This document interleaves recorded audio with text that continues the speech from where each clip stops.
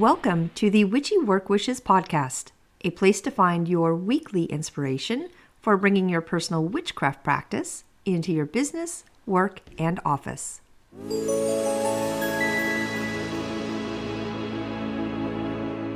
Welcome to Witchy Work Wishes and to another fun episode that really does get us back to basics. I'm so excited to have you here today as we dive into a topic that is absolutely perfect for beginners, but you know what? Also for seasoned practitioners who would like maybe a little fresh perspective. Today is Witchcraft 101. Now, before I begin, I really do want to quickly talk about that picture that I posted last week and just give you a little bit more information of what it means to me. So Annika and I decided a while back, like the end of November, I think it was, is that we would be on a mission. We would be on a mission for December 31st and January 1st. We wanted to harvest the transitional energy of Hecate in some very specific locations where we live. So Annika actually found two different crossroads sections with big telephone poles. You know, those really tall wood poles that have a bunch of nails and staples in them from, people posting like flyers and notices and, things over the years. So our mission was to call Hecate at these crossroads and gather the nails at 3 exact times. We wanted sunset on the 31st of New Year's Eve. We wanted midnight New Year's Eve, and then sunrise on the morning of the 1st. So we did our homework, getting the exact times of the sunset and sunrise moments. We planned our offerings to her, and we grabbed our, hammers and pliers and bags and supplies to execute the mission. Like we were ready. Now for my offering, I need to take you back to November of last year. My Hecate sourdough starter, oh my gosh, you guys, I lovingly crafted this starter, began her on Saturday, 11/16, which is actually Hecate's day, right? It really is a living tribute to the goddess of crossroads and transformation. It's bubbling, yeasty life pulses with the energy of intention, symbolizing, for me, nourishment and, the weaving of magic into everyday life. So with each feed, this starter grows stronger and stronger, carrying that spirit of Hecate's wisdom and, the power of alchemy through the sacred fermentation process. Infused with my care, my love, and the essence of transformation, my sourdough starter serves as both like a culinary and spiritual touchstone, connecting me to the ancient craft of bread making. Actually, I'm using it for lots of things, not just bread, but it's all honoring Hecate, who really popped into my life pretty heavily last fall. So I have my starter. I have her starter that is thriving. And Annika and I have been planning this mission since our episodes about Hecate last November. So we are ready. We touched base with each other on Tuesday afternoon, getting ready for the first run at sunset. So it's time, right? We head over to the first spot and meet with our supplies and started pulling the crossroad energy in that liminal space energy by pulling nails and collecting them. We gave Hecate an offering. We each had a separate offering, before leaving. It was perfect. I loved it. It was absolutely amazing, right at sunset. So we both got, back to our homes. We celebrated New Year's Eve festivities and sent a text message to each other. I think it was like around 11:40 p.m. saying, hey, like we're on our way to the next run. We are heading to the second spot. Now, the second spot is like the spot. If you've ever pulled up to a four-way stop and looked around, if you have that moment of, whoa, okay, well, this is one of them.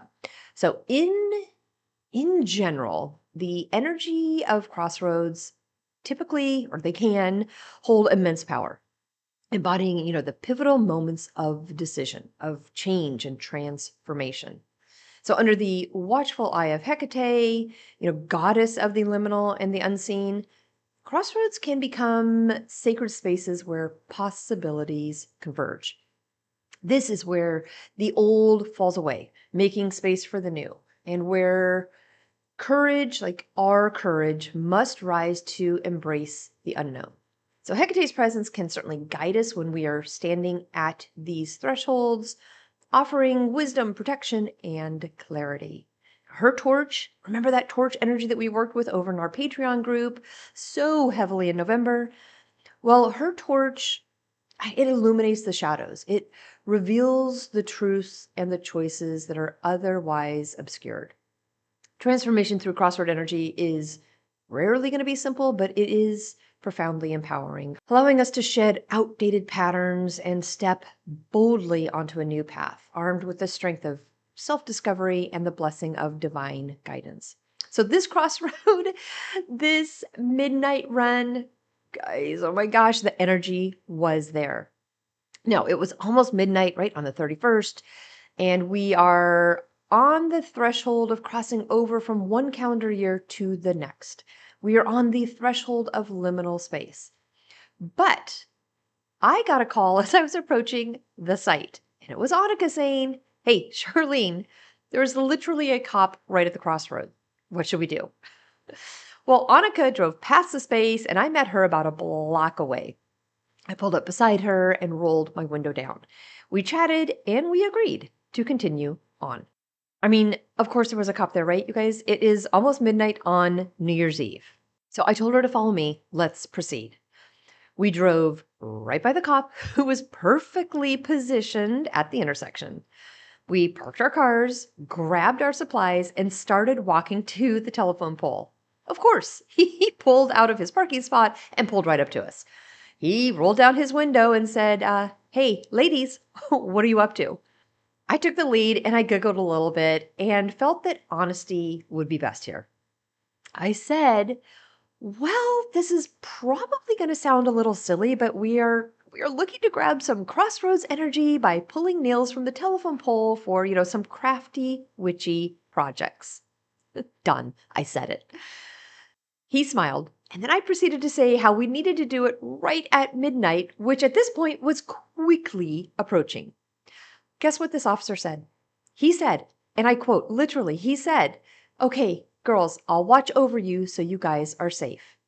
He turned his car around and went back to his spot and watched over us, making sure nothing bad would happen while we completed our midnight mission. Once done, we jumped up and down and waved at him, thanking him for the extra protection, and skipped back to our cars. On the way, he pulled up alongside us again and said to please be careful. He said something about like watching out for the boys, but to have a good night. We said Happy New Year to him, thanked him, got into our cars, and drove home. Now, alarms were set for the morning sunrise mission, and we met back at that very location for the third act of collecting Hecate's crossroad and transition energy. Offerings were given, and we said thank you.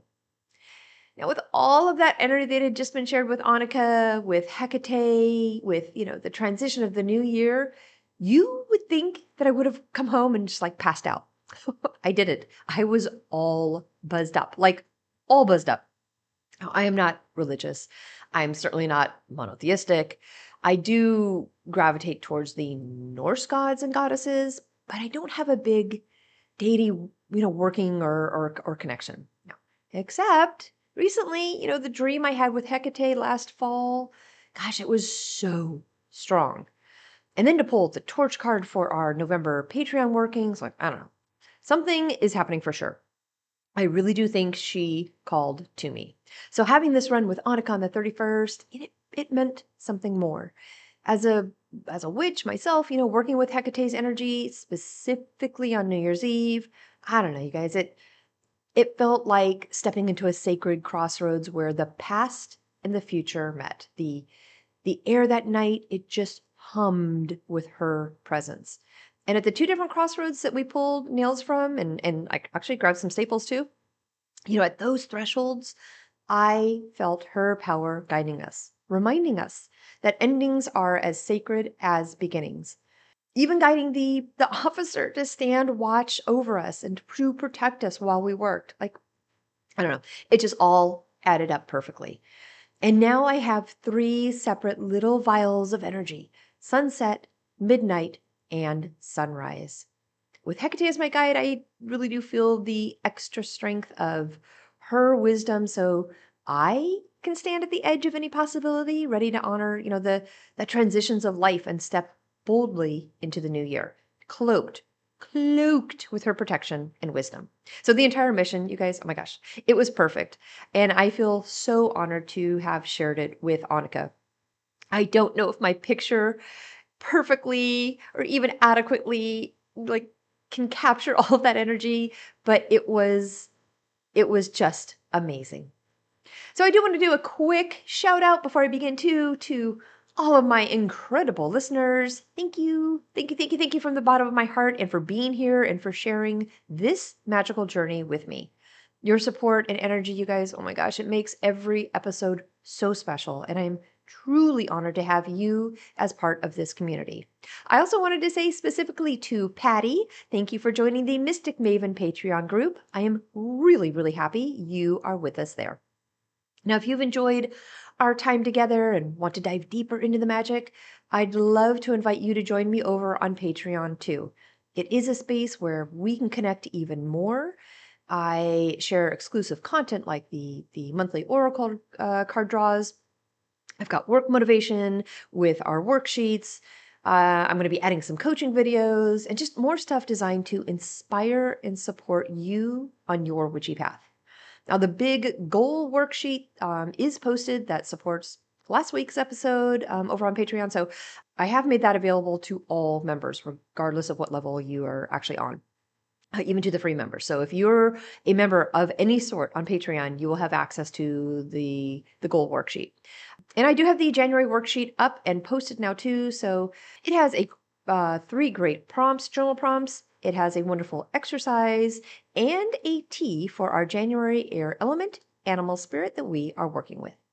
I do want to say real quick too that your support on Patreon not only helps me continue creating, but also allows us to grow this amazing community of witches and dreamers and doers together.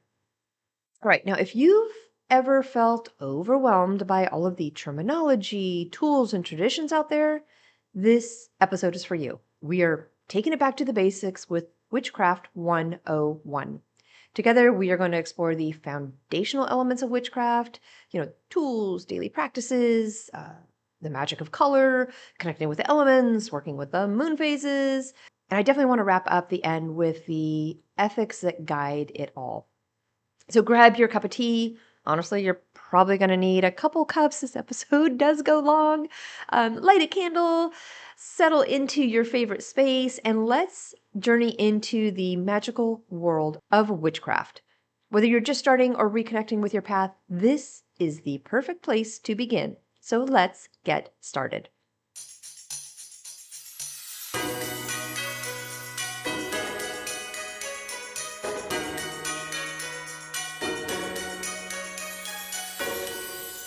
Witchcraft 101. What does that even mean, the term witchcraft? Well, what I love most about it, witchcraft means different things to different people. That said, at its core, it is the practice of harnessing energy and intention to create change, connect with the natural world, and align with spiritual or personal goals. It often involves rituals, spells, and the use of tools, symbols, and elements that are going to resonate with the practitioner's beliefs and traditions. Witchcraft is a spiritual and magical practice that is rooted in personal empowerment, nature, and intention. It is a means of working with like unseen forces, be it energy, spirits, deities, maybe universal laws, something to achieve a desired outcome. Some general key aspects of witchcraft are going to be, first and foremost, personal power. Witchcraft focuses on using your own energy and intention to influence your life and your surroundings. It is going to be about connecting to nature. I think many forms of witchcraft honor the cycles of nature, the elements, and the celestial bodies like the moon and the stars. It is about diverse practices. Witchcraft can include spell work, divination, herbalism, meditation, and more. Each practice is going to be individual, really tailored to the person. Witchcraft is not a religion. While I think some practitioners incorporate witchcraft into religious frameworks, you have Wicca, paganism, others really are going to see it as a secular or personal practice. So why do people practice witchcraft? I think it's about spiritual growth, right? To deepen a connection with themselves or a higher power. I think it's about self-empowerment, to take control of their own lives and work towards their own personal goals with intention. People practice witchcraft for healing, right? The emotional, spiritual, even physical healing through rituals and energy work and natural remedies. And people are going to practice witchcraft for the community aspect of it to connect with others who share similar beliefs or practices. Now, how you define witchcraft, that's going to depend on your own personal experience, beliefs, and the path that you choose to follow. It is a highly individual practice that evolves as you grow. I do think we have, our core basics in the craft, the foundations that most of us start with, regardless of what tools we're using or what area of the craft we are focusing on. So I've got the 5 core basics that, again, I think we typically start with are going to be there because they are going to align with foundational principles and universal concepts that are found in many, many forms of witchcraft. Again, these are going to vary depending on individual crafts, but I think the top 5 are going to be about our intention, our connection to nature, our personal energy, definitely about knowledge and learning, and then absolutely about respect and ethics. So let's do the first one, intention. This is the focused energy and purpose behind a spell or ritual. Why it's core, or why I pulled it as the top 5. Intention really is the driving force behind magic. Personal opinion, but I think it is. Everything is going to somehow get back to intention. Without a clear purpose, the energy lacks direction. In practice, I think setting a strong, clear intention is often going to be the first step in any of our magical workings, whether it's spoken, written, or visualized. All right, second one of my top 5 is going to be connection to nature. This is somehow going to be working with the natural cycles, elements, and energies. Why it's core? I think nature provides a source of energy and inspiration, from the changing seasons to the phases of the moon. Now, in our practice, celebrating Sabbats, using herbs and crystals, working with the elemental energies, they're all going to be ways to honor this connection. Third for top 5 is going to be our personal energy. I think this one is a core because it's about understanding and directing one's own energy or life force, if you want to call it, into our magical practices. Why it's core? I honestly think magic begins with the practitioner. Knowing how to raise, focus, and release energy is essential. Now, practices like grounding, centering, and shielding are all going to do this. They're all going to be that core personal energy to help us manage this space. Fourth one, the knowledge and learning. This is about constantly seeking and understanding through study and experience. Why it's core? Honestly, you guys, witchcraft is such a dynamic practice that grows with continued exploration and self-reflection. So you can do this by reading, journaling, keeping a book of shadows, experimenting with spells or techniques. That they're all vital for our growth and our continued evolution. And then last, as far as cores, I definitely think respect and ethics is going to be the perfect way to wrap it up. It's how we treat others, how we treat the natural world, and how we kind of embrace our magical practices with mindfulness and integrity. Why I pulled this one for the top core? I don't know, respect just ensures balance. It avoids harm and it aligns with the principle of responsible magic. We can do this by following personal or traditional codes of ethics, seeking consent in magic that affects others, and respecting cultural practices. Those are just some like my core ones. I have got so many notes that I'm about to jump into. I've got them broken down so I can do my best to stay on track, not go down too many rabbit holes. I do know this episode goes long. Stay with me as long as you can. I promise it's going to be a really good core 101. All right, let's jump into it. Witchcraft 101. First one is terms and meanings. There are a bunch of terms that I could grab here, but I'm going to quickly review the top 10 that I think are used the most often. All right, first one is alchemy. This is a multifaceted concept with historical, symbolic, and spiritual significance. At its core, it is the ancient practice of transformation rooted in the belief that matter, energy, and spirit are all interconnected.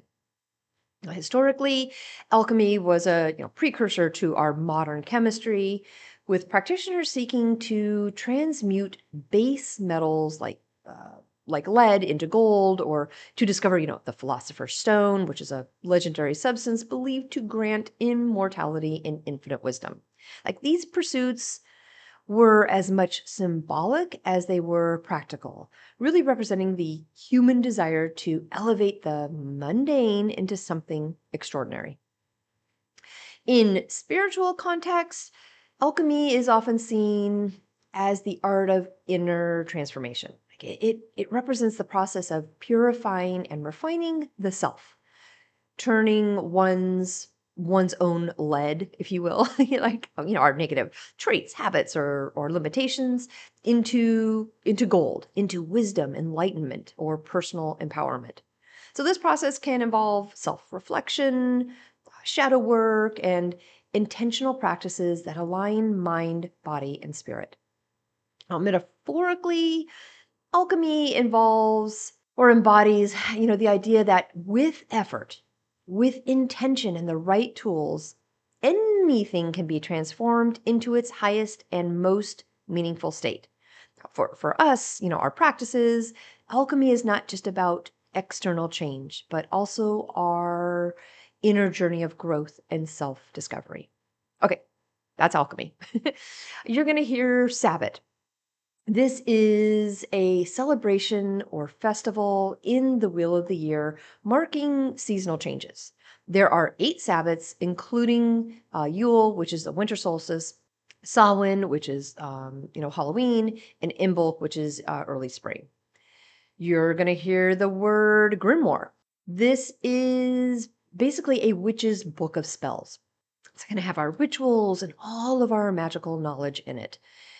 This is very personalized. It really does serve as a reference and guide for practitioners and all of their magical work. You're going to hear the word athame. This is a ceremonial dagger, and it is used in rituals and spell work.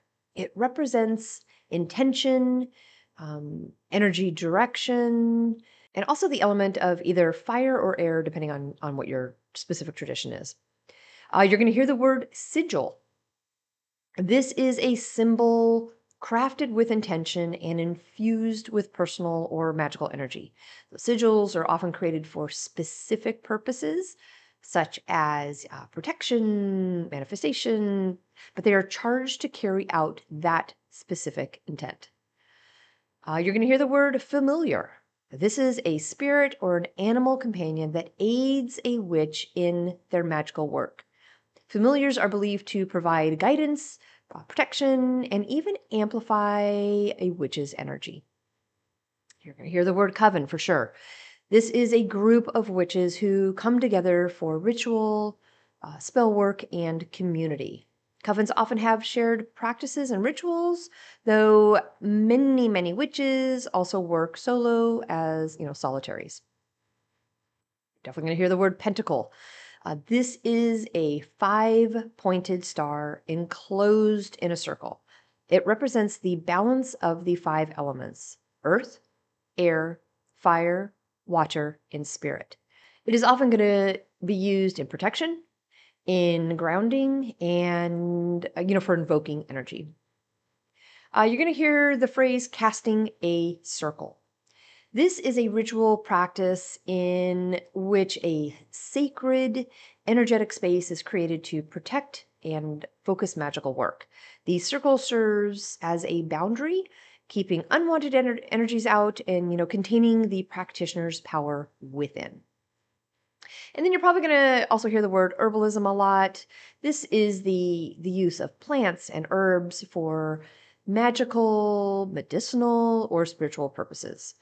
This practice involves creating teas, ointments, and incense, with each herb chosen for its very specific metaphysical properties. Okay, there you go. Top 10. Top 10 words and phrases that you will probably hear. Let's go on to our 101 with tools. So I think witches often use a variety of tools in their practice, but it's important to note that tools are not strictly necessary. Many witches work purely with their own energy and intention. That said, I grabbed some of the most commonly used tools in witchcraft along with their purposes. First one's going to be athame. This is a ritual knife, often with a black handle. Purpose is going to be for directing energy, casting circles, and cutting energetic ties. Not physically cutting them, but energetically cutting them.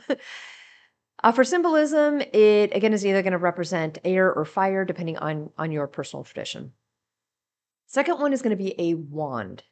This is a stick or some type of rod made of wood, metal, or crystal.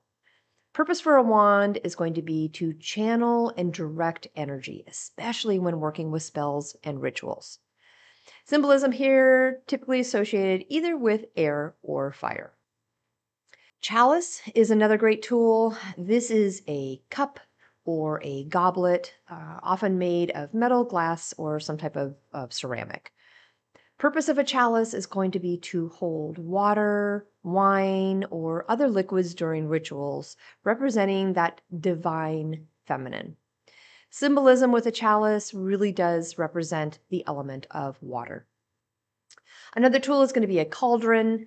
This is a small metal pot, often going to be cast iron. I have two, they're both cast iron. So purpose of a cauldron is going to be used for burning herbs, mixing ingredients, or as a centerpiece in rituals. Symbolism of a cauldron, it really represents transformation and creation.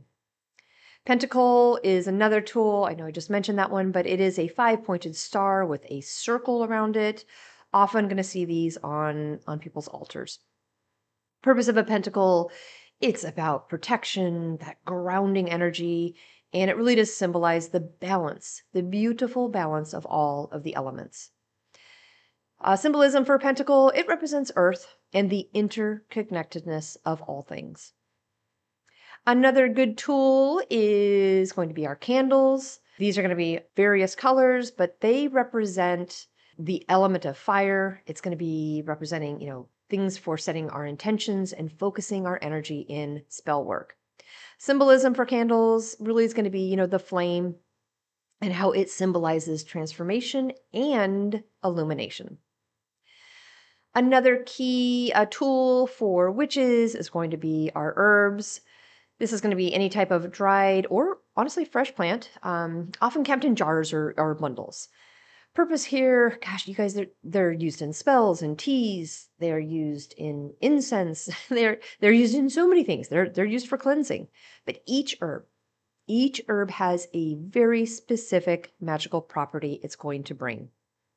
Example, like lavender for peace, sage for cleansing, rosemary for protection. Herbs are a big tool.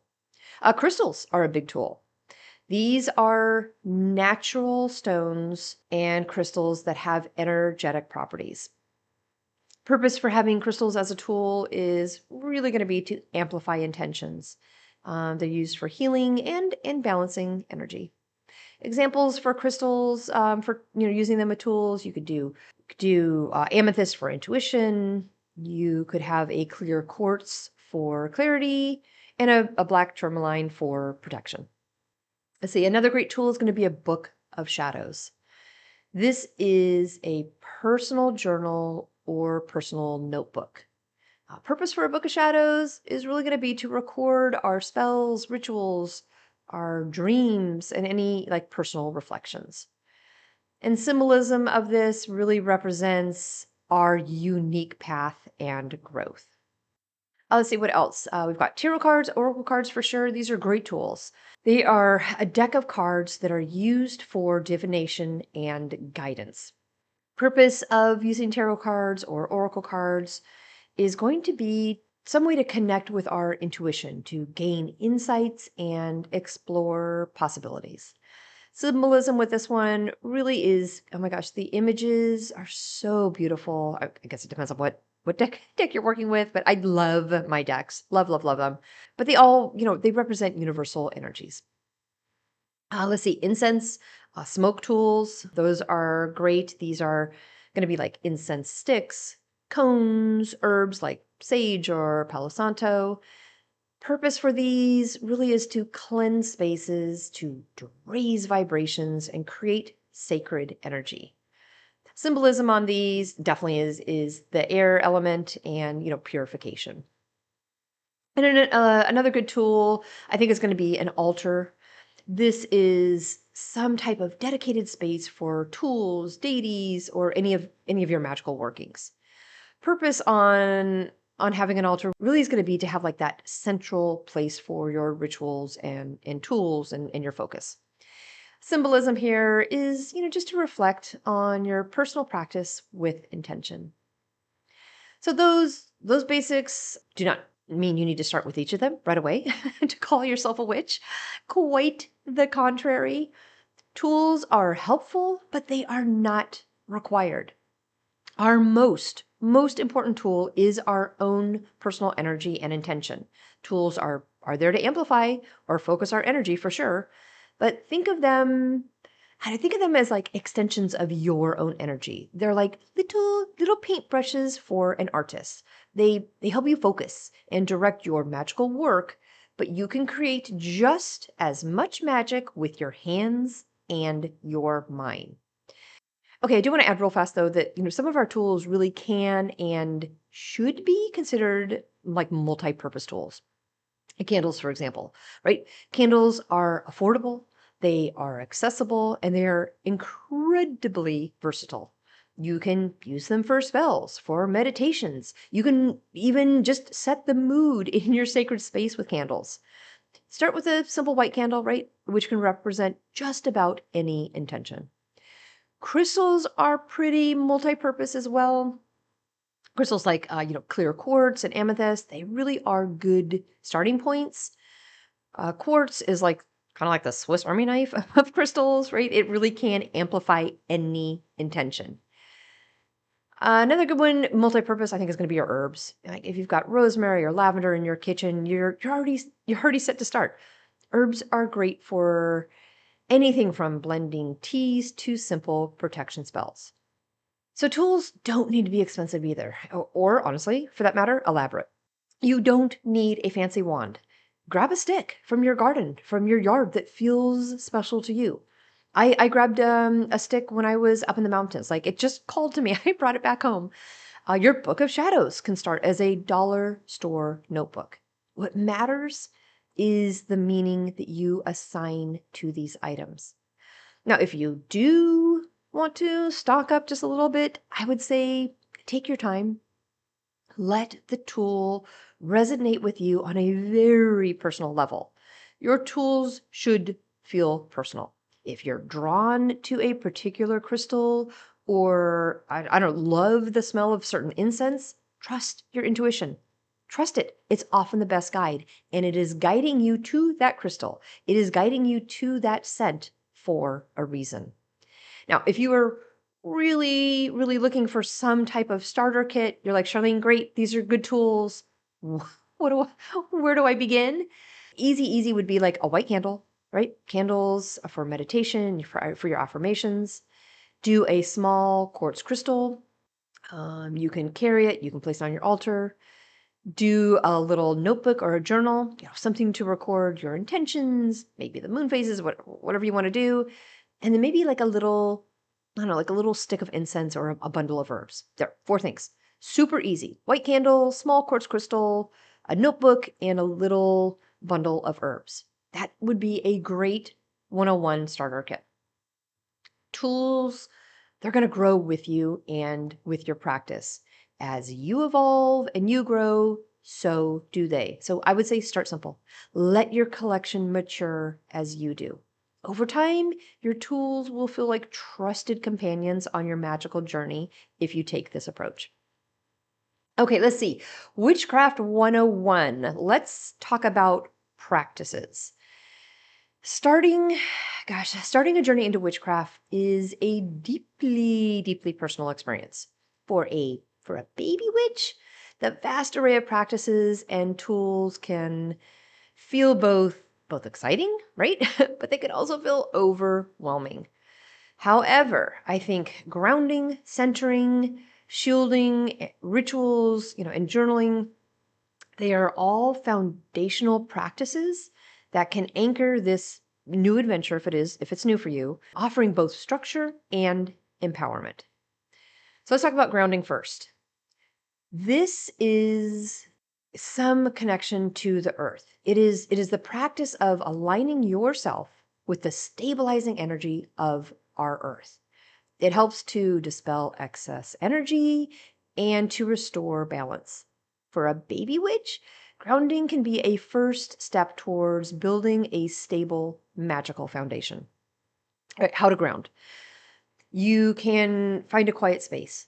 Sit or stand in a comfortable position, but you do need to be outdoors, preferably outdoors or near some natural elements like trees or soil. Visualize roots. Close your eyes and imagine roots growing from your feet into the earth. Visualize these roots drawing up energy to nourish you while releasing any excess or chaotic energy into the ground. Breathe deeply. Take slow, deep breaths. With each inhale, imagine drawing strength from the earth. With each exhale, release your tension. Daily practices, you can do this by incorporating grounding into your routine, especially before you do rituals or spell work. It just helps to ensure that you are balanced and focused. For centering, this practice really is about like finding your inner stillness. Centering focuses on drawing your scattered energy that, oh my gosh, we all have at times, right? It focuses it inward to create a calm, collective state. This really is essential for spell work or rituals as it ensures that your energy is aligned with your intentions. All right, how do you center? Begin with grounding, honestly. Just start with what we just talked about and go through those steps. Once you are grounded, turn your attention inward. Focus focus on your core. Imagine like a glowing sphere of light in the center of your body.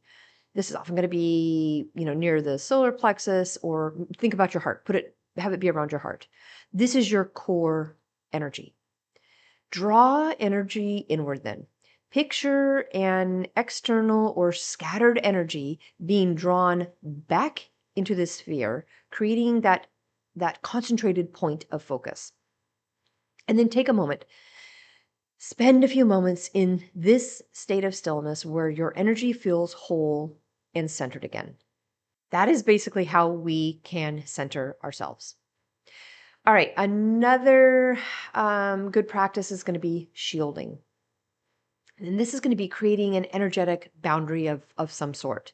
So shielding itself involves creating a protective barrier around yourself to ward off unwanted energies.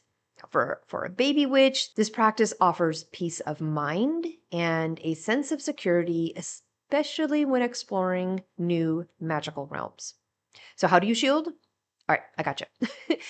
Visualize your shield first, right? Close your eyes and imagine like a bubble or a cloak or maybe like an armor of light that is surrounding you. Choose a color to you that feels protective.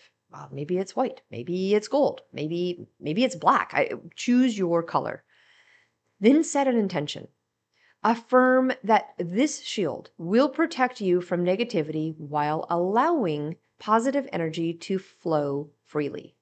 And then reinforce it as needed, right? Renew your shield daily or whenever you feel vulnerable.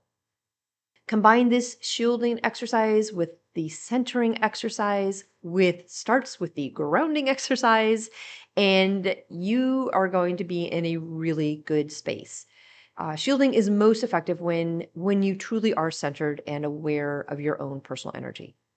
Another good one-on-one practice is really going to be our rituals and our spells. And this is really about creating blocks of magic. So rituals and spells are creative expressions of intention and energy. They are the heart of any magical practice and really can be as simple or as elaborate as you desire. So how do you do a ritual or a spell? I think first is to set an intention. Clearly define what you hope to achieve. Write it down. Say it out loud. In some shape or form, solidify your purpose. Then prepare your space. Cleanse the area with incense or sage or a sound bowl to remove any lingering energies. Then gather your tools. Select candles, crystals, herbs, whatever items you need that are going to align with your intention. Then you're going to raise your energy, right? Use visualization, use chanting, maybe use some type of physical movement like clapping or dancing, something to raise the energy for your spell. Then focus and visualize. Direct your energy towards your goal. Imagine the outcome as if it has already occurred. And then, close the ritual, thank spirits, deities, maybe thank the elements if you've called them, and then ground yourself to release excess energy. And then reflect. Take a few moments. Take a few moments in gratitude, feeling the magic that you've just created. All right, and then lastly, I think for our practices, journaling is going to be a real big one. This is going to tie back into like Book of Shadows, maybe, if that's something that you want to start. Journaling really is an invaluable tool for any witch. It offers a space to record our experiences, our insights, and our growth. So, a Book of Shadows is a personal record of your magical journey, and it really does evolve alongside with you.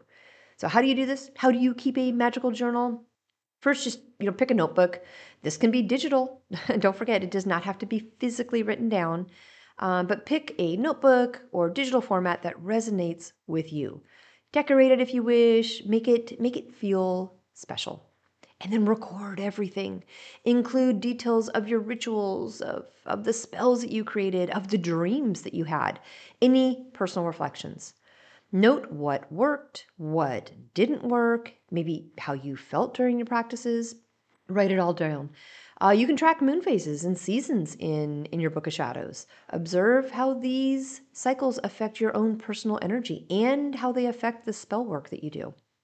You can incorporate your own amazing creativity, like drawings, pressed herbs in the pages, or maybe collages, something that personalizes your own Book of Shadows.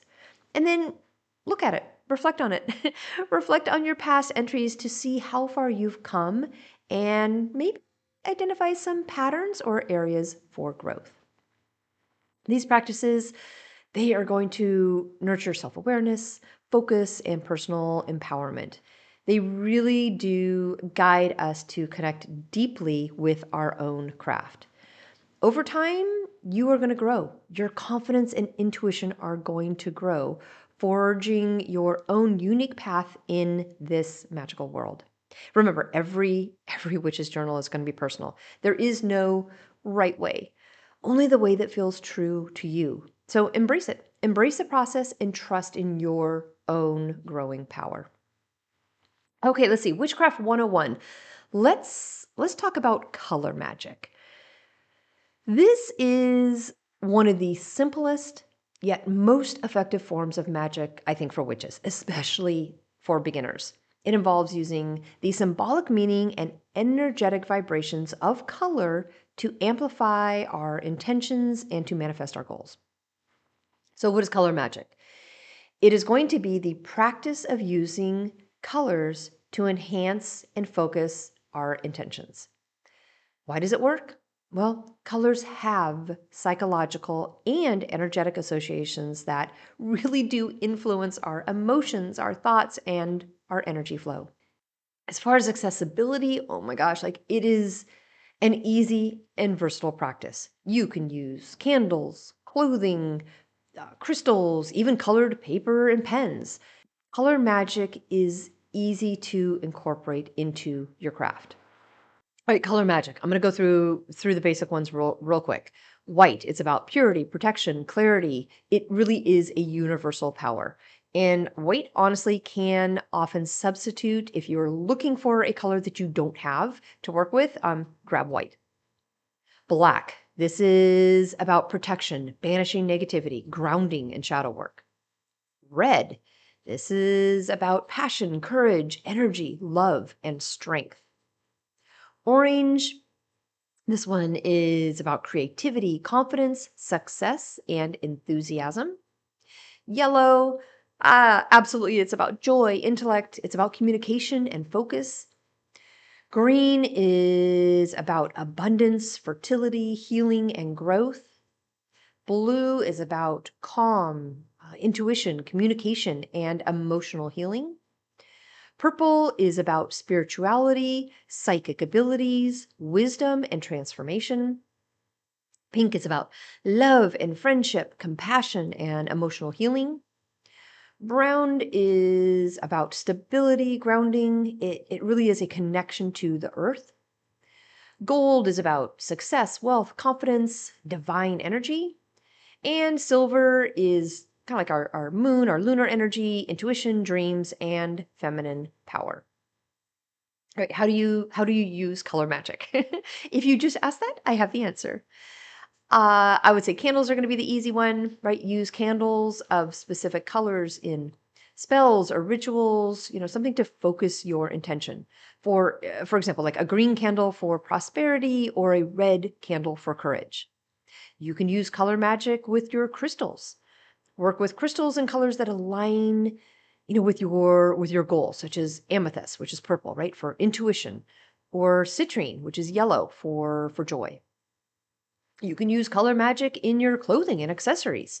Wear specific colors to embody the energy that you want to attract. For example, wear blue for a calm and peaceful day. You can use color magic on altars. Decorate with, cloths and flowers or tools in colors that resonate with your current focus. You can use color magic with your pens and your paper. Right? We can have our spells and our affirmations, our journals written with colored pens to amplify their energy. For instance, use pink ink for like love affirmations. And we can use color magic for our visualization. Incorporate color into your meditation or any type of visualization exercises that you do. Imagine yourself surrounded by the color's energy, filling you with its qualities. So tips on this one, I would say, especially if you're starting, I would say start simple. Choose one or two colors that really do resonate with your current goals, and then, experiment with them. Trust your intuition. Big tip. While color magic, correspondences are helpful, always go with a color that feels right to you. And then another tip would be just to experiment and reflect, right? Notice how different colors affect your mood and energy, and then record your observations in your journal or book of shadows. Color magic is a great 101 to witchcraft. It is a wonderful way to add vibrancy and focus to your specific practice. And it's easy. It really is easy to incorporate into your daily life, into your rituals, which I think makes it a perfect starting point for any witch. All right, let's see what else do we have. Witchcraft 101. Look, we got to do elements. Elements are going to be earth, air, fire, water, and spirit. These truly are a core foundation to a lot of witchcraft practices. Earth, this is going to be about stability and grounding. Air, this is about intellect and communication.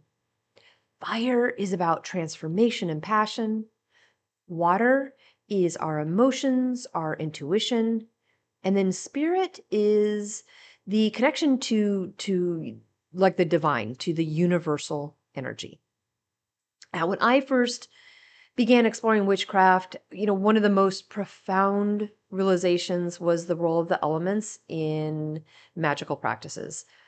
Earth, air, fire, water, and spirit, like these are more than just components of nature. They are powerful forces that shape our world and our inner selves, and they are essential allies in our craft.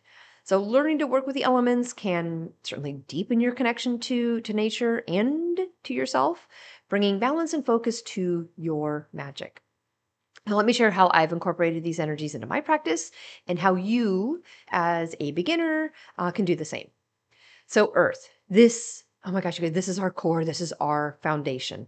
Earth represents stability, grounding, and abundance.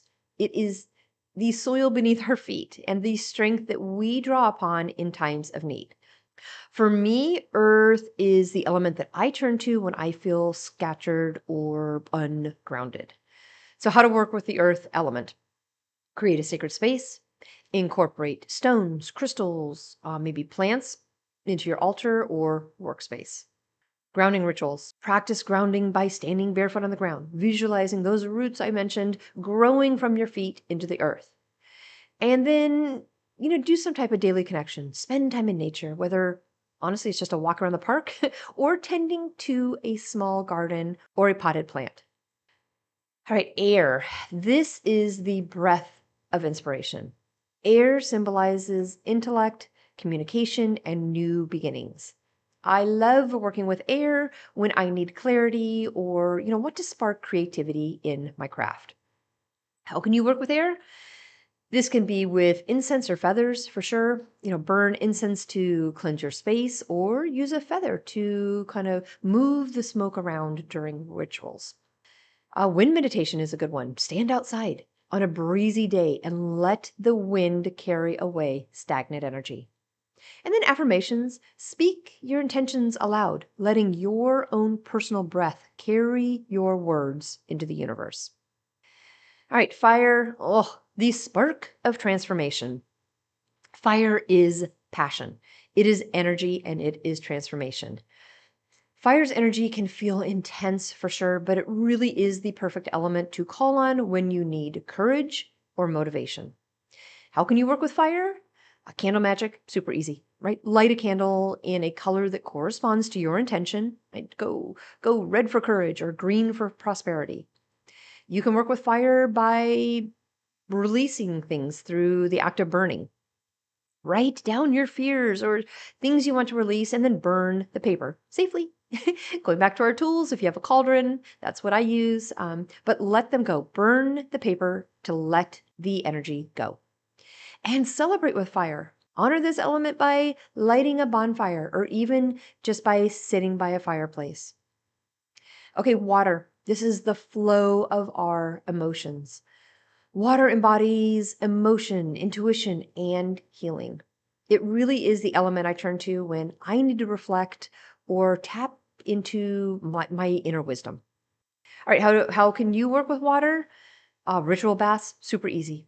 Add some herbs or salts into your bath and then set an intention for cleansing or healing. Moon water is a good one. Place a bowl of water under the full moon to charge it with lunar energy. You could do new moon, whatever moon phase you want to work with. Put a glass or bowl of water outside while it's in its phase, and then use it in spells or rituals. And you can also meditate with water, right? Sit by a river, sit by a lake, or even, honestly, just a bowl of water, like that moon bowl of water, and let its energy inspire calm and insight. Okay, and then last with our elements is spirit. This really is the unifying energy. Spirit is the element that binds the others together. It represents our connection to the divine, to the universe, and our higher selves. Now, for me, spirit reminds me that I am part of something greater. How can you work with spirit? Meditation's a great one, right? Take time to connect with your inner self or the universe through meditation. Divination's a great one. Use tarot cards, oracle cards, or pendulums, even to connect with spirit's guidance. And sacred symbols. That's a great way to work with the unifying energy of spirit. Incorporate some type of symbol, such as a pentacle or a spiral, something into your altar or into your jewelry. All right, the beauty of working with the elements is that they are always going to be present, whether you're in your surroundings or within yourself. Now, when I create a ritual or spell, I try to honor the elements in some way. For example, I might place a crystal, that's going to be our earth, on my altar. I might light incense, work with air. Or I might light a candle, work with fire. Use a bowl of water, work with the water element as a focal point. And then meditate on my intentions and invite spirit to guide me. Even small gestures, you guys, something tiny like lighting a candle or carrying a stone in your pocket can bring the elements into your daily life. They are simple, but they are profound little reminders of the interconnectedness of all things.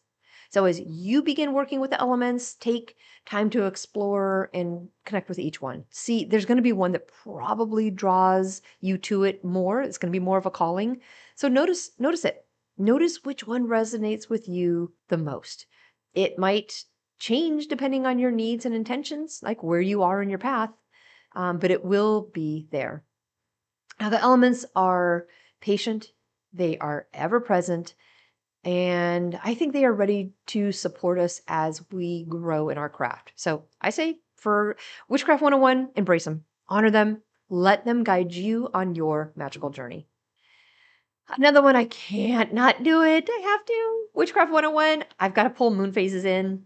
I really do think the moon phases mirror the cycles of life, right? We've got beginning, growth, culmination, release, and rest. So, working with the moon's energy has been one of the most grounding and inspiring parts of my practice, and it really is something I think every beginner can easily incorporate into their craft. There are a bunch of phases, but I can say the core ones, or ones that I work with at least, are going to be the new moon, waxing moon, full moon, waning moon, and dark moon. Those are my core five. All right, new moons. These are all about setting our intentions. The new moon marks the beginning of the lunar cycle. It is a time of fresh starts and planting seeds for the future. For me, the new moon is a sacred moment to dream and plan and set intentions for what I want to manifest. How can you work with the new moon? You can create a little manifestation list, right? Write down your goals or desires for the coming weeks. Be specific and focus on what truly resonates with you. You can work the new moon by lighting a candle. Use a silver or a white candle, something to kind of symbolize new beginnings. Meditate on your intentions as the flame burns. You can also work with a new moon by just creating a simple ritual. Hold a crystal like a moonstone or a clear quartz, and then visualize your goals taking root and growing. Waxing moon, this phase is all about building momentum.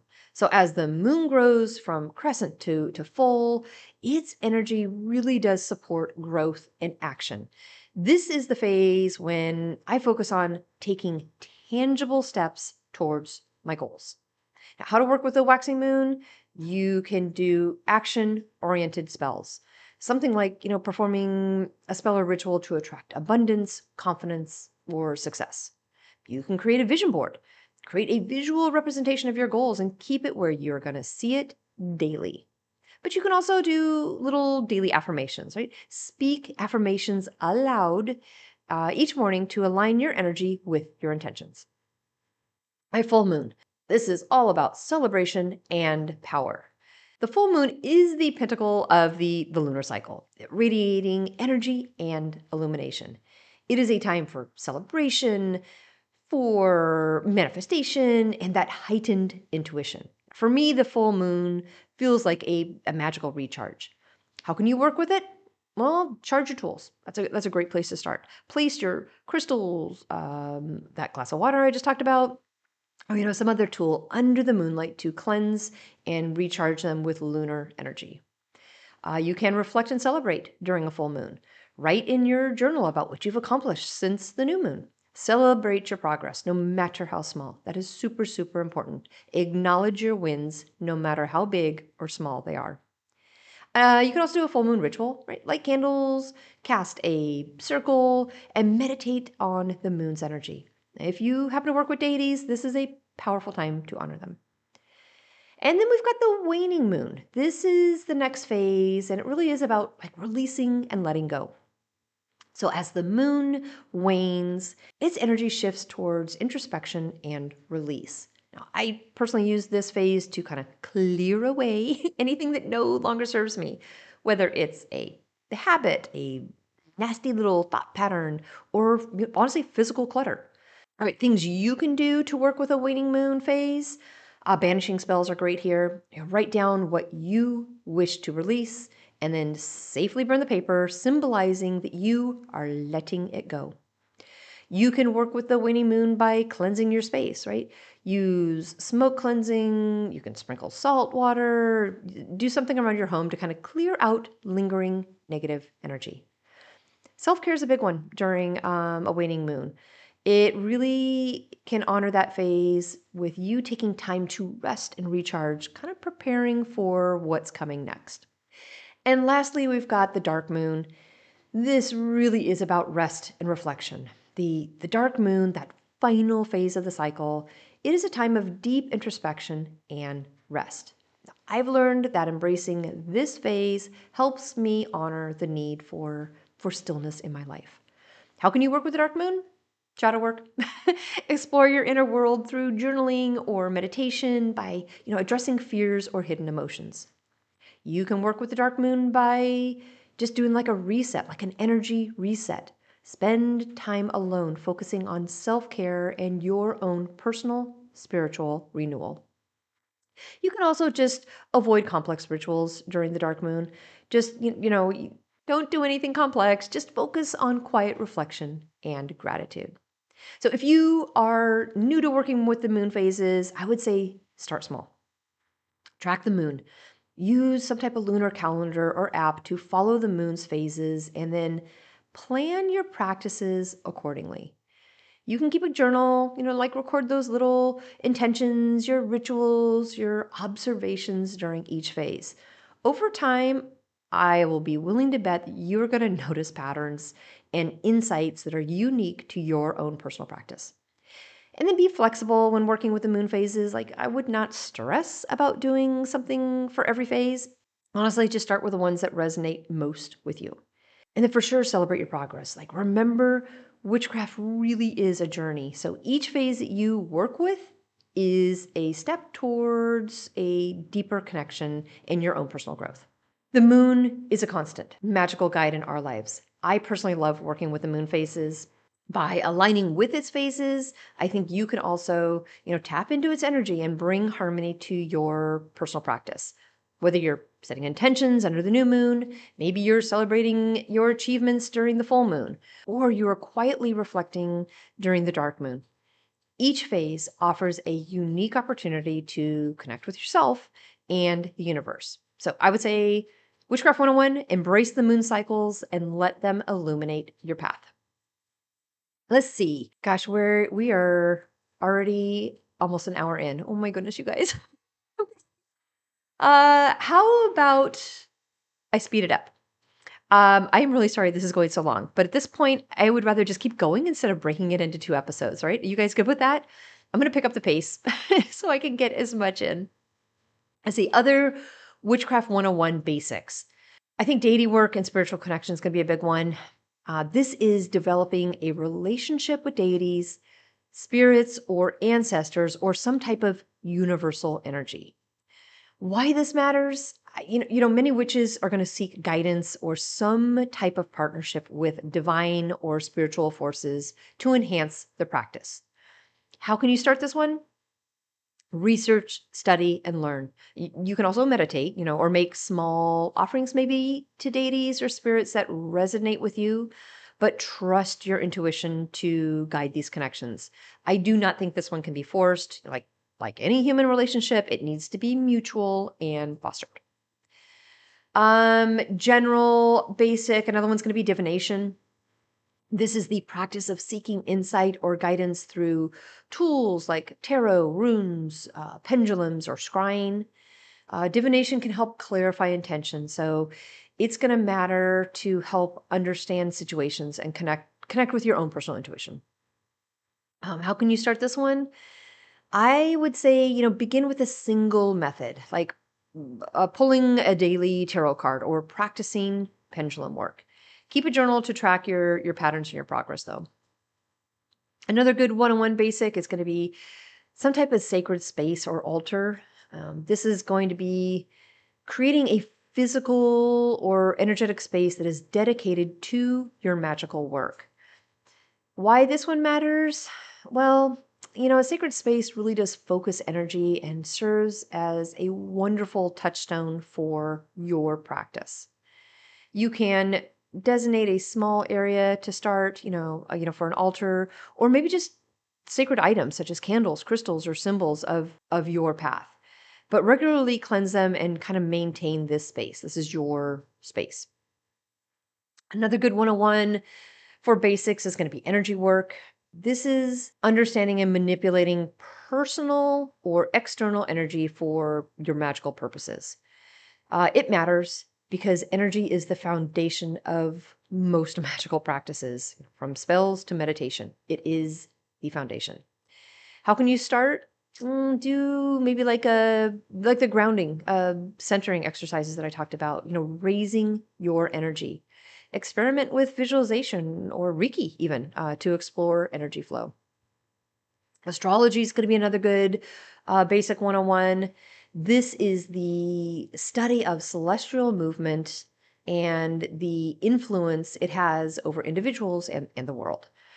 Astrology is going to matter because it really does help align magical work with planetary and zodiac energies.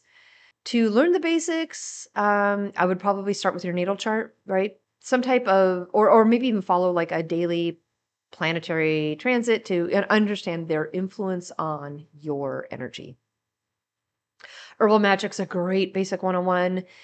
This is using the properties of plants and herbs in spells, rituals, and healing.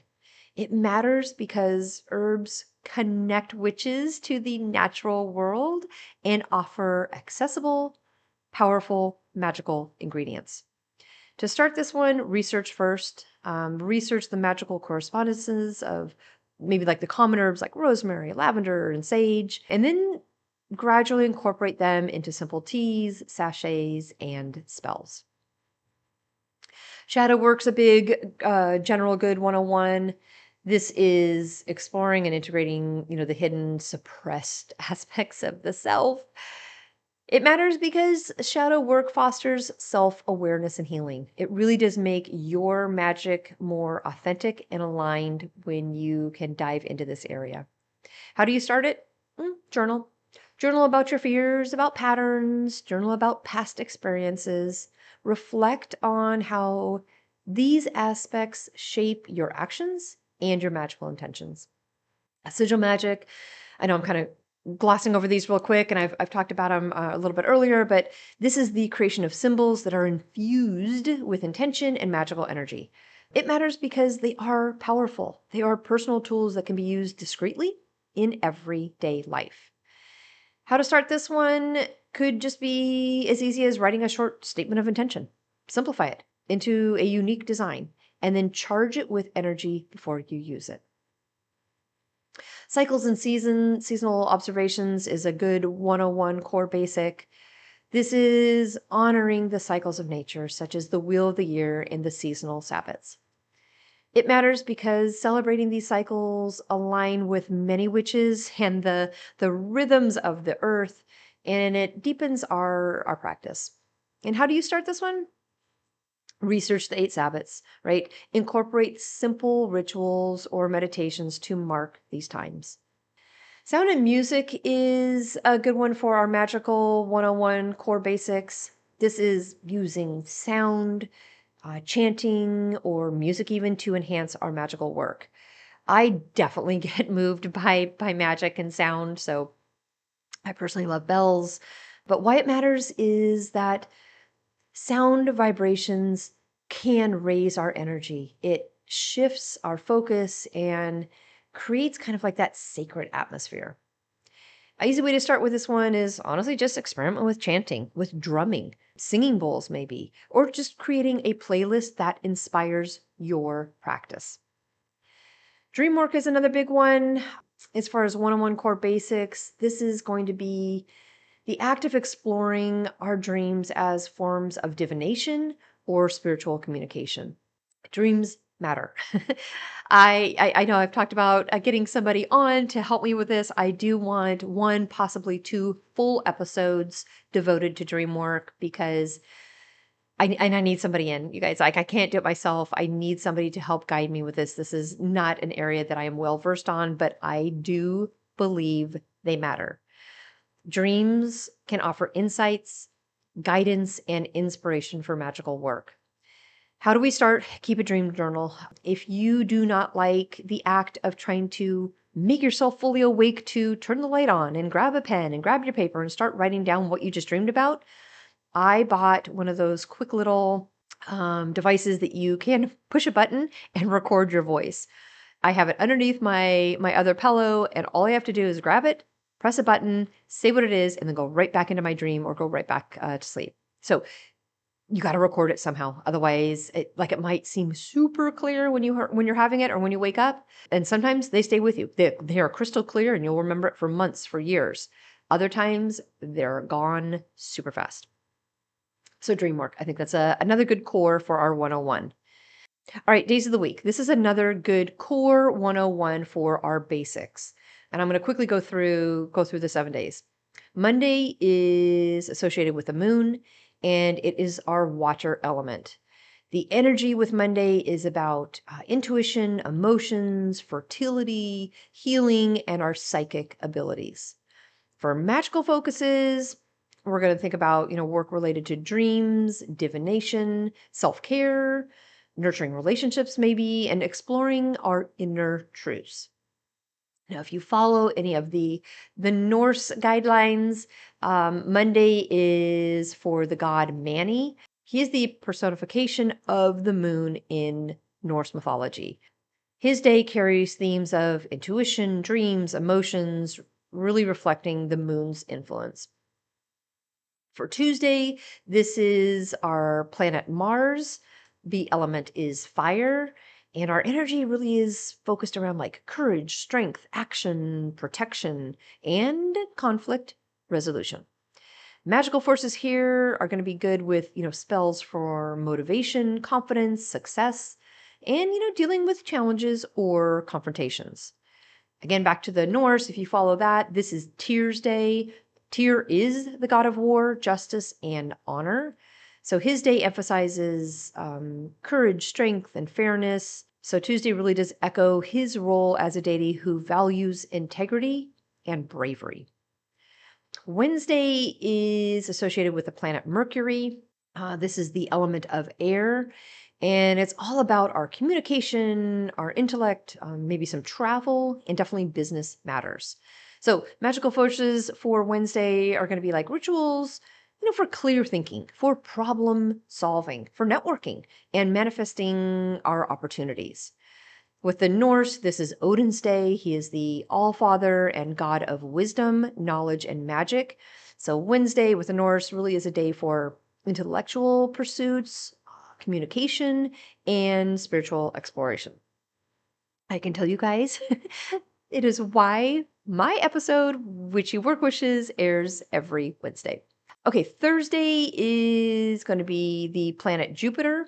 It is a fire element, and its energy is going to be all about like expansion and abundance and prosperity and leadership. Magical focuses to work with on Thursday focus on wealth, luck, maybe long term goals, your personal growth, and your leadership skills. And with the Norse, Thursday is Thor's day. He is the god of thunder and protection, which really lends Thursday and its associations, with strength, abundance, and the power to overcome challenges. Friday's planet is Venus. It is the element of water, and it's going to bring a lot of energy like love and beauty, harmony, creativity, and self-care. Magical focuses for Friday are going to be, good for like romance, self-love, enhancing our relationships, and, those artistic or aesthetic endeavors.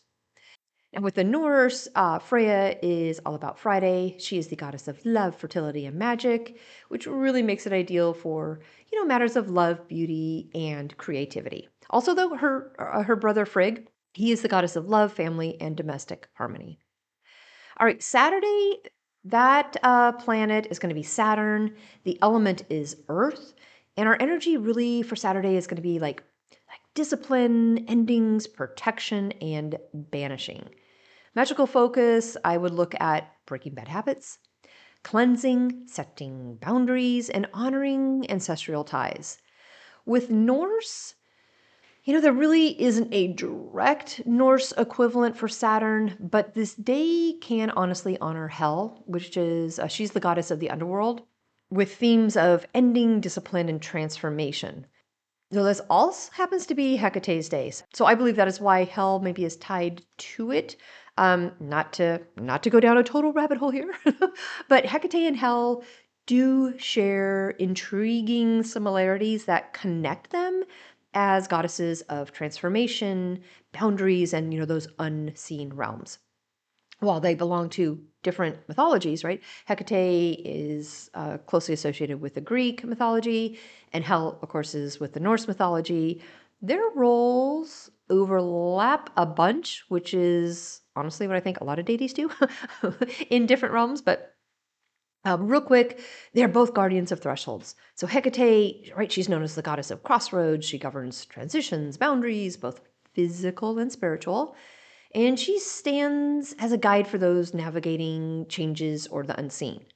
Hel, as the ruler of the Norse underworld, which also coincidentally is called Hel, she governs the boundary between life and death. She presides over liminal spaces where souls rest after passing, symbolizing, transition and finality.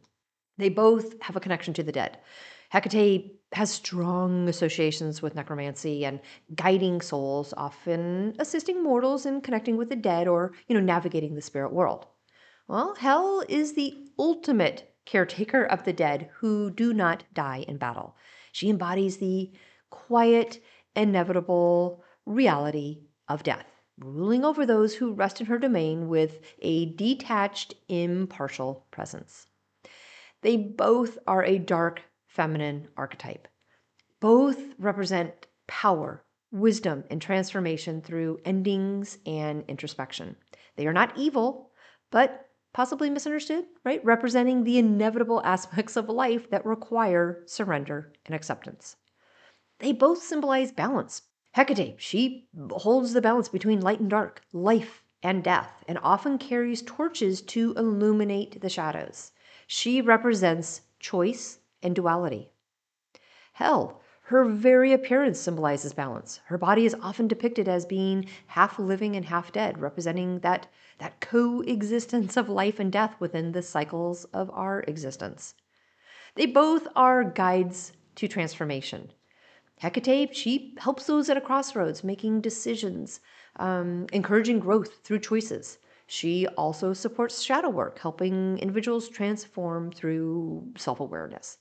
Hel, Her role in the afterlife symbolizes the ultimate transformation, accepting death and moving into the next phase of existence, whether that means rest, rebirth, or continuation. That was a tangent, sorry. Saturday, it is a day that is connected to the planet Saturn, and it is an earth element day. It is about discipline, endings, protection, and banishment, and we can definitely focus on both Hel and Hecate for this day. And let's see, back on track. Let's finish up the days of the week. Last one is Sunday. The planet here is the sun. The element is fire. And for our energy, we're going to be working with vitality and success, with clarity and personal power. Magical focuses, we can look at strengthening self-confidence, pursuing goals, and celebrating achievements, but also healing. So Norse workings, we're going to look to Sol, who is the goddess of the sun. She drives her chariot across the sky, bringing light and vitality. So Sunday is associated with Sol and her clarity, personal power, and life force energy.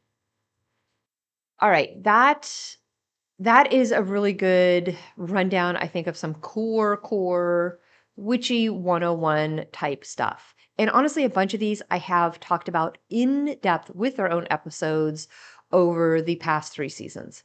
But for core Witchcraft 101, I think they are all good to look at and see if any of them spark energy with you. Now, before I get into the ethics of witchcraft, I thought it might be interesting just to list out some of the types of witches that are out there. It certainly is not an exhaustive list, and it certainly does not mean that you need to fall into one of these buckets. Most of us honestly have a hybrid of sorts with our own personal practices, but over time, you are probably going to find something that piques your interest a little bit more than something else does. Find what really works for you, what pulls your desires stronger, or maybe what you have found a calling to be along your journey. It could very well be in one of these areas. Witchcraft is, though, a highly personal and diverse practice. So the types of witches can vary widely depending on traditions and interests and spiritual beliefs. Here's a broad overview of some common types of witches and their focuses, though. First one is a green witch. Focus is going to be nature, plants, and the earth. Practices are going to be herbalism, gardening, working with the cycles of nature, and connecting with trees and plants. Tools for a green witch are going to be herbs, flowers, stones, and like natural elements. We've also got a kitchen witch. Focus here is going to be on home, hearth, and food-based magic. Practices will be like infusing meals with intention, using herbs and spices for magical purposes, and creating a sacred home space. Kitchen witch tools are going to be certainly cooking utensils, herbs, spices, and recipes. All right, next we've got a hedge witch. Focus here is going to be shamanic practices, spirit communication, and really working in liminal spaces. Their practices are going to include astral travel, divination, and connecting with spirits or the other world. Hedge witch tools are going to be like divination tools, ritual baths, and items that are needed for journeying. We've got eclectic witch. Focus for that type of witchcraft is going to be really personalized, non-traditional approach that combines elements from various practices. This could be like mixing and matching spells, rituals, and beliefs from multiple different traditions. Tools for an eclectic witch? Honestly, whatever resonates with them. Elemental witch is another one. Focus here is going to be working with the 4 elements: earth, air, fire, water, and spirit. Practices will be honoring and balancing elemental energies in rituals and spells.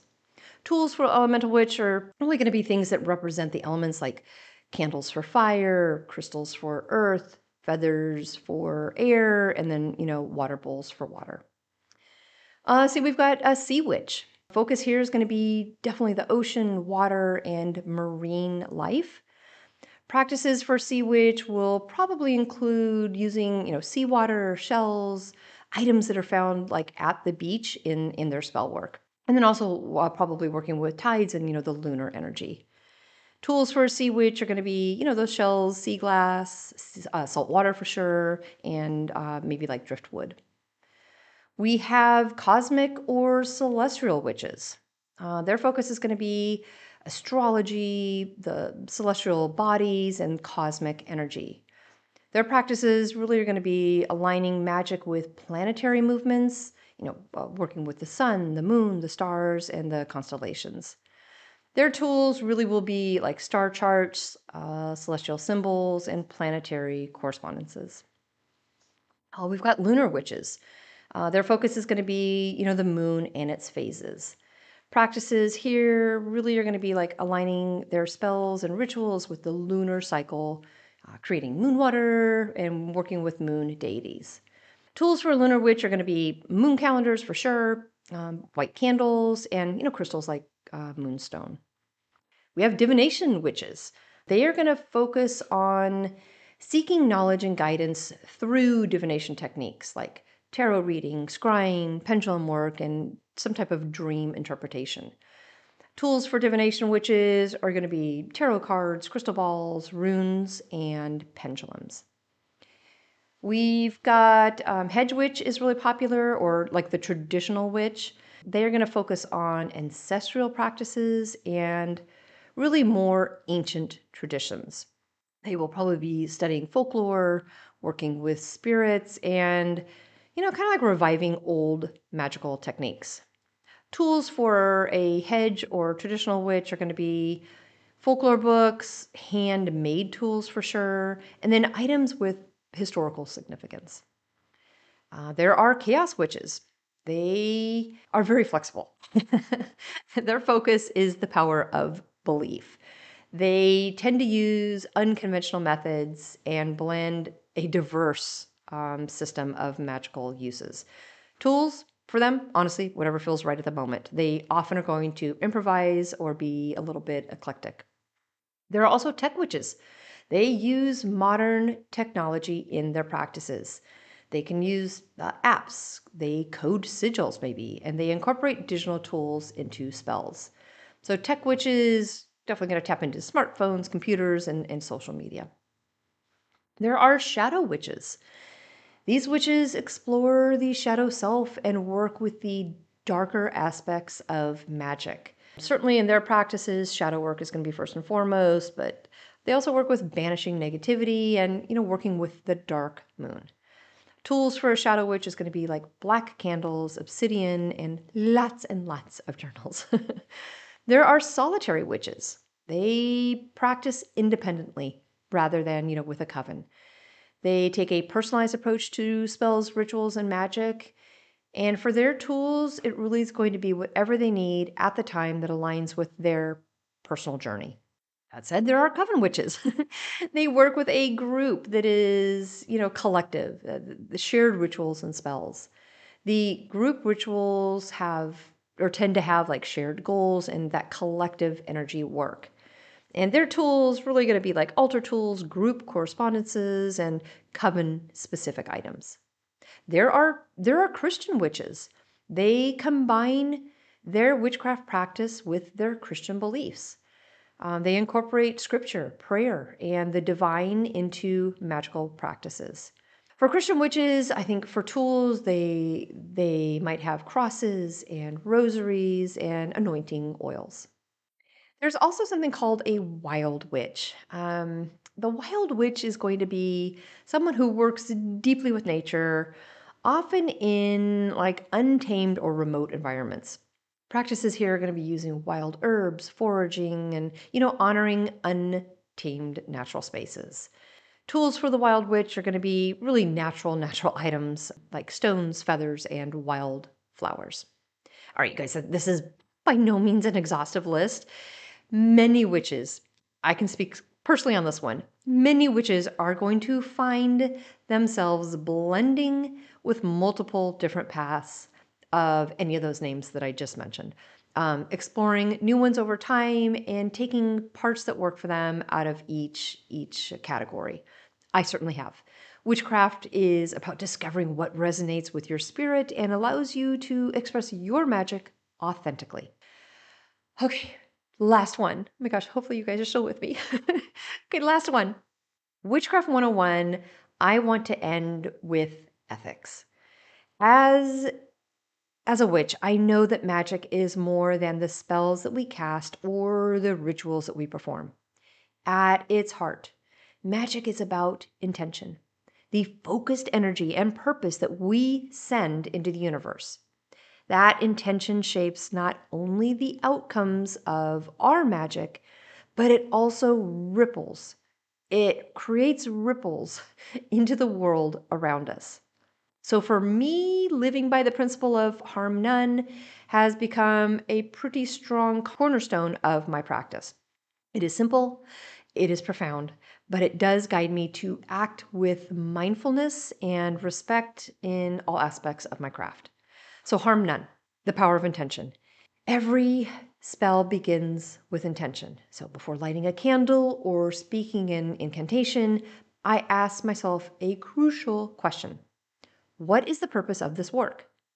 Magic is energy, right? It is energy that moves outward, interacting with forces seen and unseen. So a careless or thoughtless intention can lead to unintended consequences for both myself and others. By holding the principle of harm none, I ensure that my magic aligns with the greater good. That doesn't mean my work is always about light and love. Sometimes it involves protection, it involves banishment, it involves transformation. But even in these cases, I still approach my practice with clarity and compassion, seeking to resolve challenges without causing harm. All right, it's also about respecting others, right? The importance of consent. Magic is deeply personal, and when it involves others, consent is essential. So early in my practice, I learned the hard truth that even well meaning spells can interfere with someone else's free will or personal energy. So, casting a love spell for someone without their knowledge, for example, might seem harmless, but it crosses a boundary and can disturb their natural path. Now, I like to personally ask for consent before including others in my work, whether it's a healing spell, a protection charm, or a group ritual, whatever it is. I ensure that people involved are fully aware and willing participants.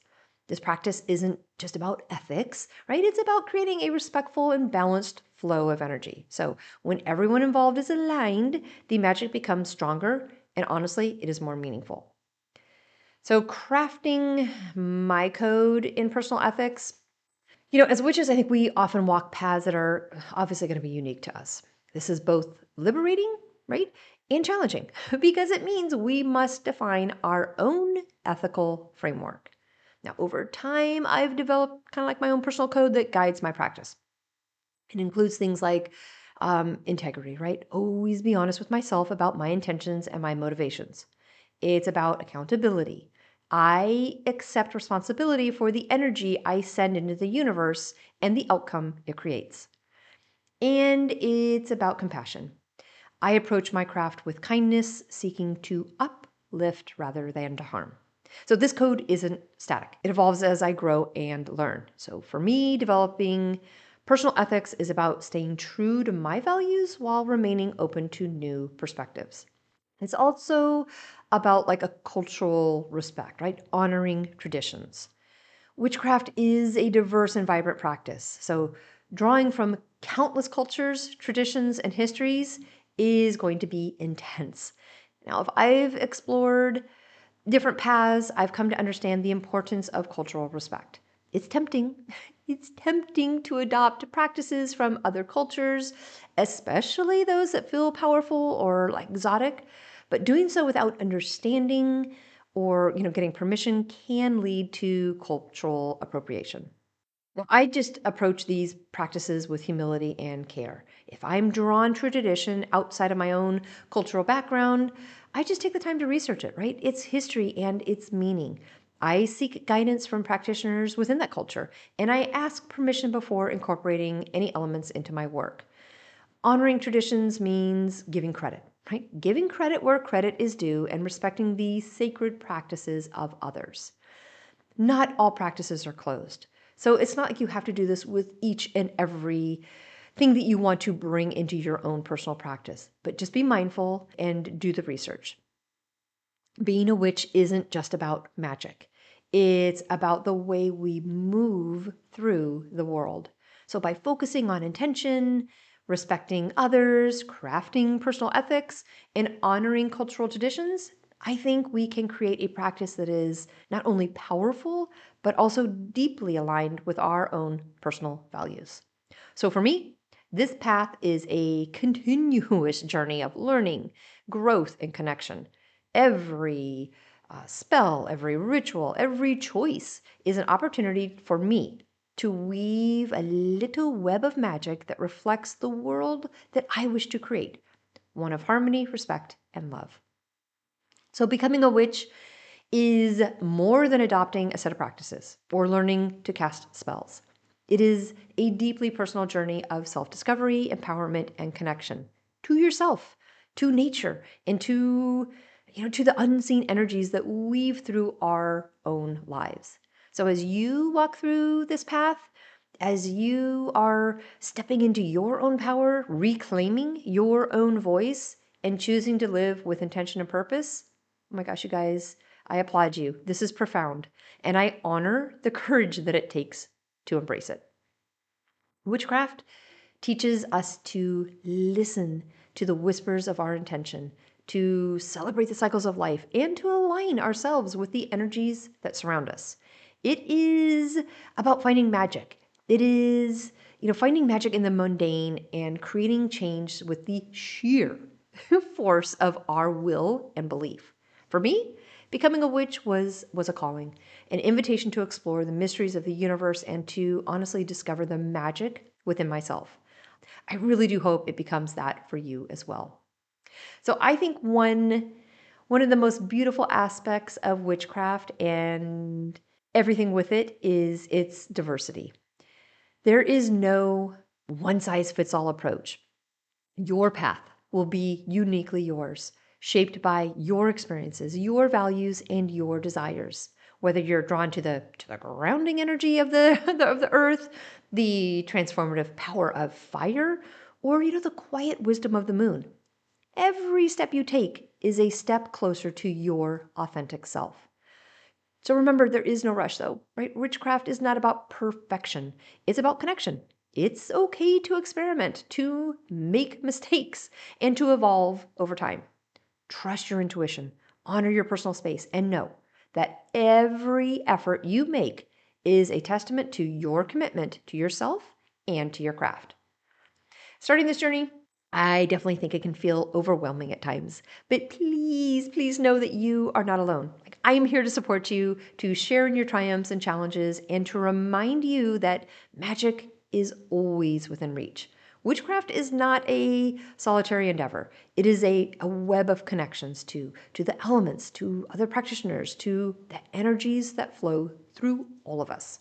So, whenever you feel uncertain, if you feel lost, remember that you have a community of witches who understand and share your passion. So seek out resources, ask questions, connect with those who inspire you.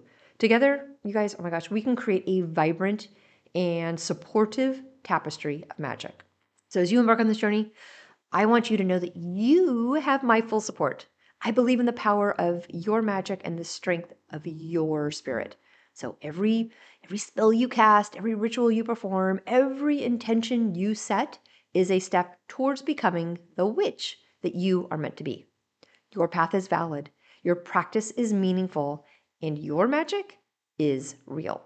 So if you ever need guidance, if you ever need inspiration or encouragement, I am here.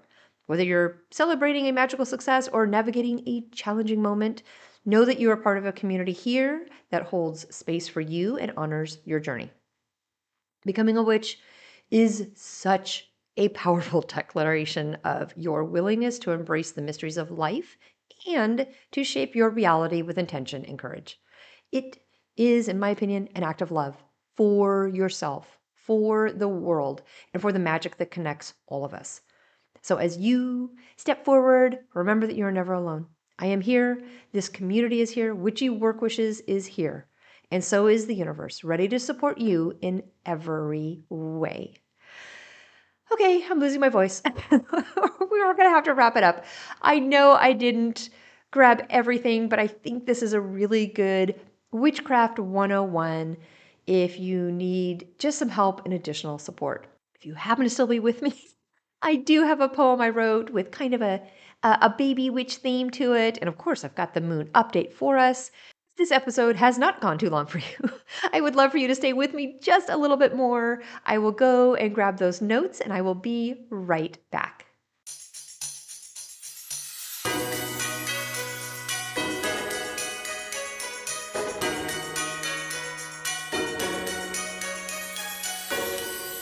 Let's start with a poem. I really did have fun with this one. And it goes. Oh, to be a baby witch, with spells to cast and dreams to stitch, a cauldron bubbling, herbs to brew, the magical world feels fresh and new.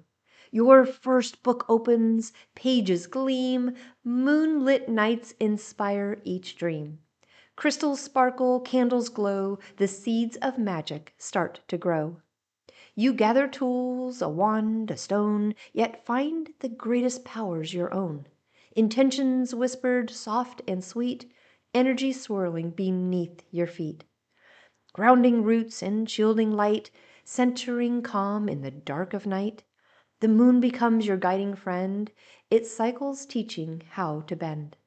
Each spell you cast, a gentle spark, weaving wonders in the dark. Mistakes will come, but that's okay. Magic's a path you grow each day. So light a candle, start your quest, follow the energy you feel is best. You're a baby witch, so be brave and true. The magic's waiting, it's all in you.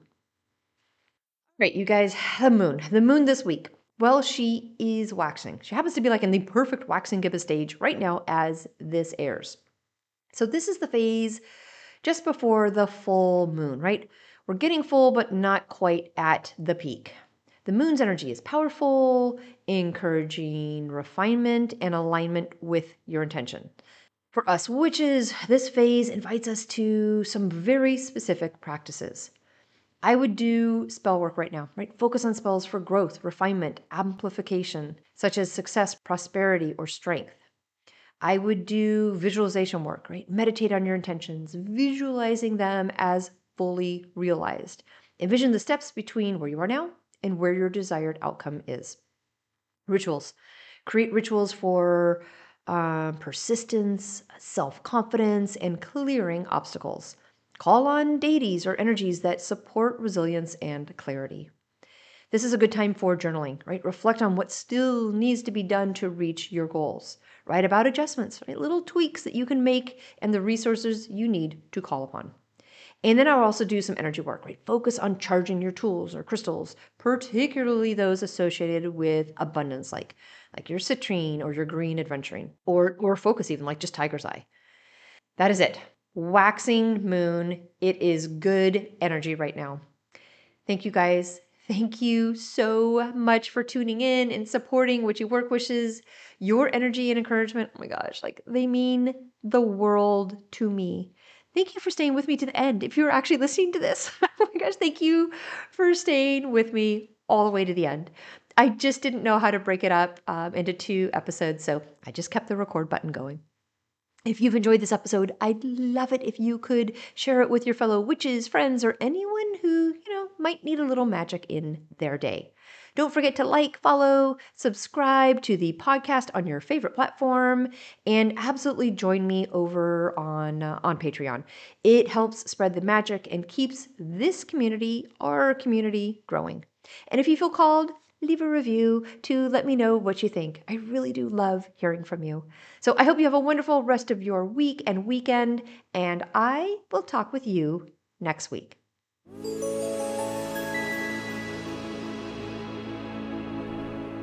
Thank you for joining me today at Witchy Work Wishes, a place to find your weekly inspiration for bringing your personal witchcraft practice into your business, work, and office. For more information and additional content, please visit me online at witchyworkwishes.com.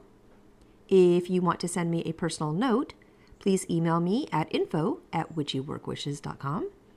And of course, you can follow me on Instagram and Facebook. Just search for Witchy Work Wishes.